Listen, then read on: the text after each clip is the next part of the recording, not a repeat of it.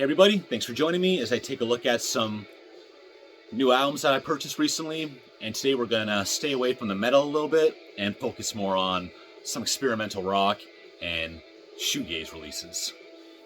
So the first one we're gonna look at here is a pretty popular one, and that is the debut album by the Mars Volta, Deloused in the Comatorium. Originally released in 2003, but this is a more recent repress. And back in 2003, when the album initially came out, I bought that on CD, and that was the album artwork. But this is apparently the album artwork for both the original vinyl pressing and this more recent one. Where to even begin discussing the Mars Volta? Extremely weird and experimental rock music, very over-the-top vocals that some people might find annoying, but I think totally fit into the big picture. And just while talking about the vocal performance, just completely iconic and unforgettable vocal lines and melodies in those first two songs after the short intro. Inertiatic, ESP, and Roulette Dares. But my favorite song on here has got to be Ariatarka, more of a laid-back, contemplative thing. And actually, just yesterday was Father's Day, and my son and I took a little day trip to the town that I went to college in, and where I initially fell in love with this album. And putting that on in the car, making that drive, sure brought back memories. And even just when I bought the album itself, I remember I was at the local record store, beautiful summer day, and some guys out front were smoking cigarettes, and I've never been a smoker, but a lot of my friends did around the time I bought this, and bought it in the summertime, and just brought back this flood of memories, like I need to leave the store with this. And so I did. Now, I won't get too much more into the music, because I did do a Mars Volta ranking a couple years ago.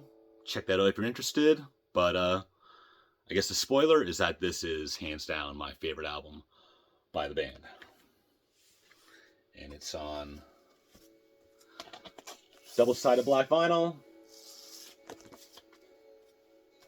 Sorry, two double-sided black vinyls.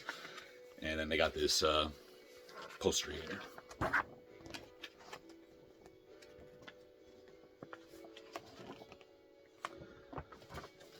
All right. The next vinyl we're going to look at is Rack, the 2024 release by the Jesus Lizard. Jesus Lizard were an American noise rock band. They released 6 full-length albums before breaking up in 1998. And now here we are, almost 30 years later, the release of the album Rack. So I have limited exposure to the Jesus Lizard. I've known about them since I was probably 12 years old. I own the album Shot, which a lot of people think is a more mainstream kind of release. I also know the album Goat is considered their best, and I think I first saw that album in the pages of Terrorizer. I feel like they put that in like the top 100 albums of the 90s. I could be making that up, but that's my recollection. So, I have mixed feelings on this album here. Apparently, fans think this is a real return to form, and maybe even one of their better releases. I found this a little bit more typical rock than I was expecting. It wasn't as weird as I thought it would be.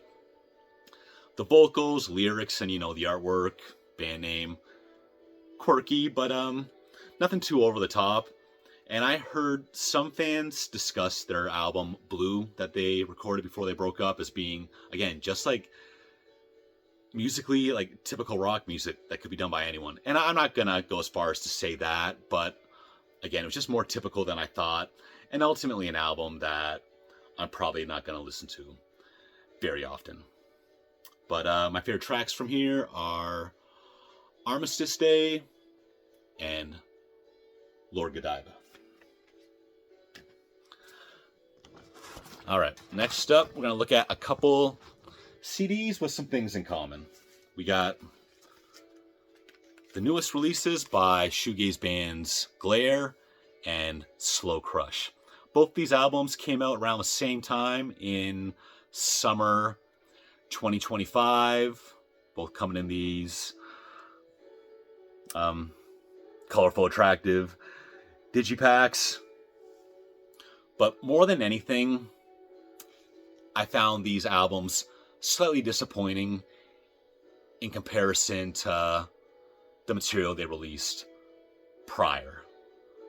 But I do dig them both, and we'll talk about them one by one. So the first one I'm going to talk about is Glare. Glare are an American band from Texas, and this is their debut full-length album released on Death Wish.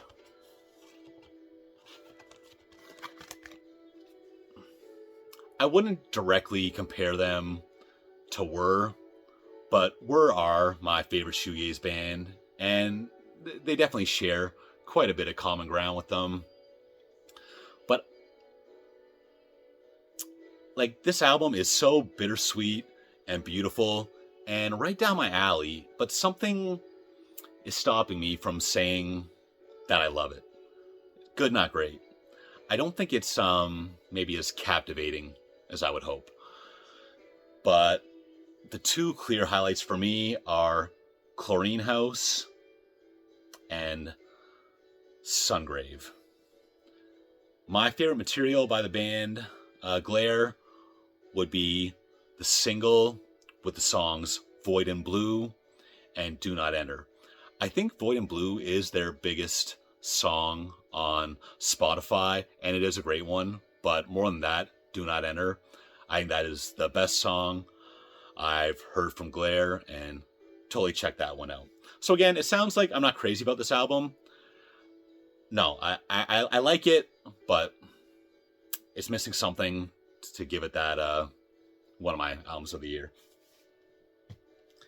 That's going to bring us to Slow Crush, another shoegaze band, but this band is female fronted and from Belgium.